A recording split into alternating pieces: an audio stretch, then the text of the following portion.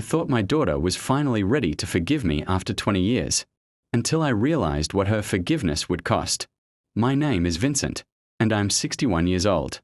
For the past 2 decades, I've been living with the weight of being the worst kind of father, the kind who walks away when his family needs him most. I thought I'd never get a chance to make things right. I was wrong about that too. It started with a phone call 3 months ago. I was in my small apartment in Phoenix, eating another frozen dinner and watching the news, when my phone rang. The number wasn't in my contacts, but something made me answer. "Hello, Vincent." I nearly dropped the phone. I hadn't heard that voice in 20 years, but I knew it instantly. Marlowe. My daughter. Marlowe. My voice cracked like I was a teenager again. "Is that really you?" "It's me, Dad." Dad. She called me Dad. After everything I'd done. After walking out on her and her mother when she was only 8 years old. She still called me Dad. "I've been thinking about you lately," she continued, her voice steady and calm. "I think it's time we talked." My heart was pounding so hard I thought it might give out. For 20 years, I'd imagined this moment. I'd rehearsed what I would say, how I would explain my actions, how I would beg for her forgiveness. But now that it was happening, I couldn't form words. Marlowe, I'm so sorry.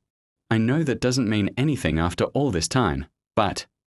Actually, it does mean something, she interrupted. That's why I'm calling. I want to give you a chance to make things right. She told me she was living in Denver now, working as a financial advisor. She was married to a man named Garrett, had 2 children of her own. She'd built a good life despite my absence, or maybe because of it. I've done a lot of therapy over the years, Dad, a lot of work on myself, and I've come to realize that holding on to anger is just poisoning my own well. I want to let it go. I started crying right there on the phone. This beautiful, strong woman, my daughter, was offering me something I never thought I deserved. A second chance. "What do you need from me?" I asked. "Anything. I'll do anything. I want you to come to Denver. Stay for a month. Let me show you my life. Let you meet your grandchildren. But I need to know you're serious about making amends." "I am. Marlowe, I swear I am." "Good. Because forgiveness isn't free. Dad, it requires sacrifice from both sides." 2 weeks later, I was on a plane to Denver. I'd sold most of my belongings to afford the ticket, and had barely enough money for a hotel room. But none of that mattered. I was going to see my daughter again. Marlowe picked me up at the airport. She was beautiful. Looked just like her mother but with my dark eyes. She hugged me, and for a moment, it felt like no time had passed at all. Her home was stunning. A large colonial in an upscale neighborhood. Perfectly landscaped, expensive cars in the driveway. She'd clearly done well for herself. "This is incredible, Marlowe. You should be proud." "I am," she said simply. "Garrett and I worked hard for this." She introduced me to her children.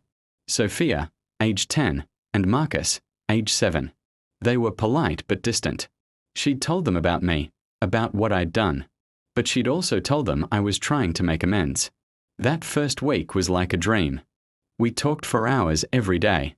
I told her about my life, about the mistakes I'd made, about how leaving her and her mother was the worst decision I'd ever made. She listened without judgment, asking questions, trying to understand. "Why did you leave, Dad?" Really. Not the surface reasons, but the real reason. I'd never been completely honest about this, not even with myself. I was scared, I admitted. Your mother was so strong, so capable. You were this perfect little girl who deserved everything good in the world. And I was just me, a failed salesman with a drinking problem and no real prospects. I convinced myself you'd be better off without me. So you made that choice for us. Yes. And I was wrong. I was a coward, and I was wrong. She nodded, processing this. I spent years wondering what I did wrong. Why I wasn't enough to make you stay. Marlowe, no. You were perfect. You are perfect. This was never about you. By the second week, I was starting to feel hopeful. Really hopeful. Marlowe seemed genuinely interested in rebuilding our relationship. She included me in family dinners, took me to Sophia's soccer games, let me help Marcus with his homework. But there were moments that felt off. Sometimes I'd catch her watching me with an expression I couldn't read. She'd ask detailed questions about my finances, my living situation, my health insurance. I figured she was just trying to understand my life, to see how I'd been surviving all these years. Then, at the beginning of the third week, she sat me down for what she called a serious conversation. "Dad, I've really enjoyed having you here. The kids are getting attached to you, and honestly, so am I." My heart soared. This was it. This was the moment she'd tell me I could stay, that we could be a real family again. "But I need you to understand something. Forgiveness isn't just words. It's action. It requires real sacrifice, real commitment." "Of course. Whatever you need." She pulled out a folder of documents and spread them across the kitchen table. "I've been thinking about this for weeks, and I've come up with a way for you to prove that you're serious about making amends." I looked at the papers. Legal documents. Financial forms. Something that looked like a will. "What is this?" "A trust," she said calmly. "You're going to sign over your life insurance policy, your pension, your social security benefits, everything, to a trust fund for Sophia and Marcus." I stared at her, not understanding. "Marlowe, I don't have much, but what little I do have will go to your grandchildren when you die." "Yes." "When I die." She leaned forward, her voice still calm, still rational. "Dad, you abandoned me when I needed you most. You left Mom to raise me alone while you went off to live your life.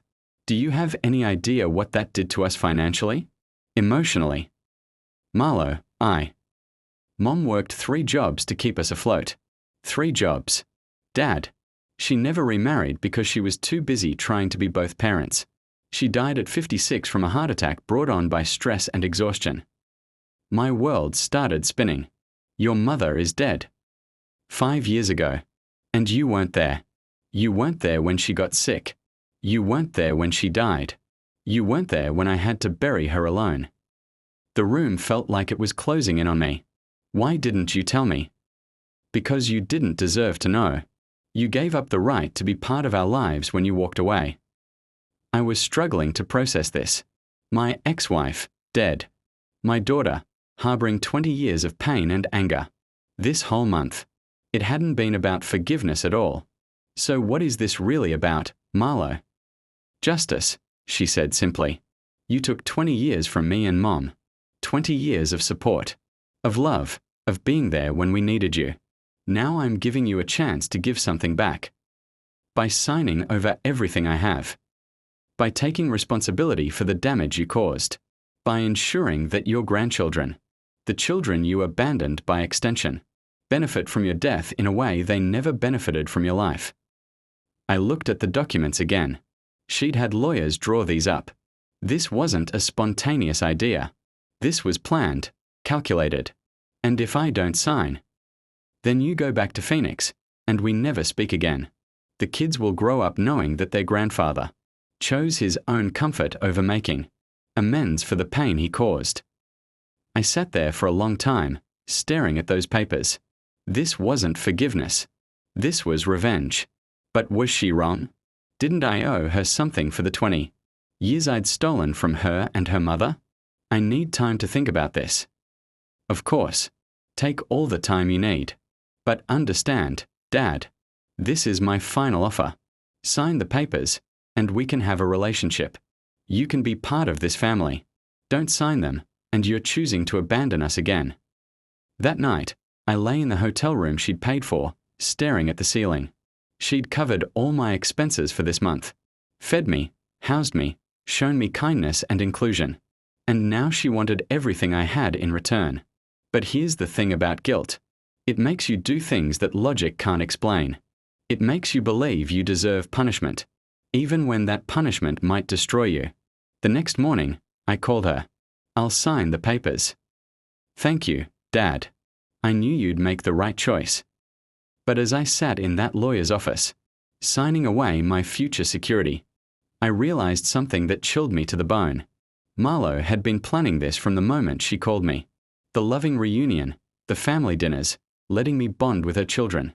It was all part of her strategy. She'd learned to be patient, to be calculating.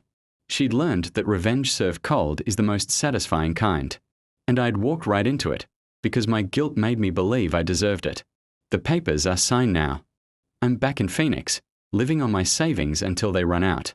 Marlowe calls every few weeks, updates me on the kids, tells me how grateful she is that I finally did the right thing. But I know the truth now. Her forgiveness came with a price. And that price was everything I had left. Sometimes I wonder if she's right, if this is what justice looks like. Other times, I wonder if I've just been manipulated by someone who learned early that love and revenge can look exactly the same. If this story made you think about the complicated nature of forgiveness and family relationships, I'd appreciate your thoughts in the comments. Sometimes the most painful stories are the ones that teach us the most about human nature.